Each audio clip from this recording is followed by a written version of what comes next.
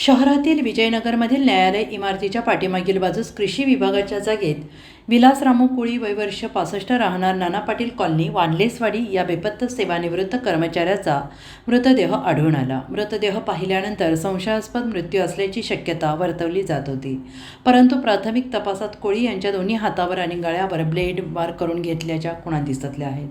पोलिसांनी दिलेल्या माहितीनुसार BSNLमधून निवृत्त झालेले विलास कोळी हे शनिवारी ते टेलिकॉम सोसायटीच्या कर्जाचे कागदपत्रे घेऊन घराबाहेर पडले होते आणि त्यानंतर ते परतले नाहीत. त्यामुळे नातेवाईक यांचा शोध घेत होते. शनिवारी रात्री ते परतले नाहीत, त्यामुळे रविवारी विश्रामबाग पोलीस ठाण्यात बेपत्ता झाल्याची नोंदवण्यात आलेली आहे.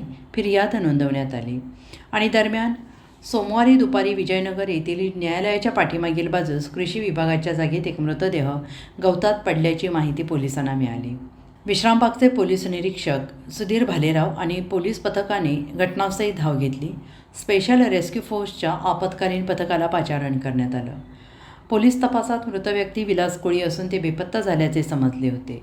मृत कोळी यांच्या गळ्यावर खोलवर जखम दिसत होती, त्यामुळे संशयास्पद मृत्यूची शक्यता व्यक्त होत होती. पोलिसांनी मृतदेहाची तपासणी केल्यानंतर कोळी यांच्या दोन्ही हातावर ब्लेडने वार करून घेतल्याचे आणि गळावर देखील ब्लेडने वार करून घेतल्याचं स्पष्ट झालं आहे. पावसामुळे मृतदेह गवतात पडून राहिल्यामुळे ब्लेडने जखमा झालेल्या गळ्याजवळील भाग कुजलेला होता. पोलिसांनी रेस्क्यू फोर्सच्या मदतीनं पंचनामा करून मृतदेह सिव्हिल शवविच्छेदनासाठी पाठवण्यात आला आहे. नातेवाईकांचा आरोप, मृत कोळी हे BSNLमध्ये सर्व्हिस ड्रायव्हर पदावर काम करत होते. BSNLमधून काही रक्कम न मिळाल्यामुळे कागदपत्रे घेऊन पाठपुरावा करत होते, परंतु बऱ्याच प्रयत्नानंतरही लाभ मिळालेला नाही. तसेच टेलिकॉम सोसायटीतून कोळी यांनी कर्ज काढले होते.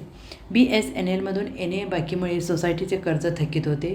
तेथून थकबाकीसाठी विचारणा केली जात होती आणि या सर्व मानसिक त्रासाला कंटाळून कोळी यांनी टोकाचं पाऊल उचललं असल्याचा संशय नातेवाईकांनी व्यक्त केलेला आहे. त्यामुळे त्या दृष्टीने पोलीस तपास करत आहेत.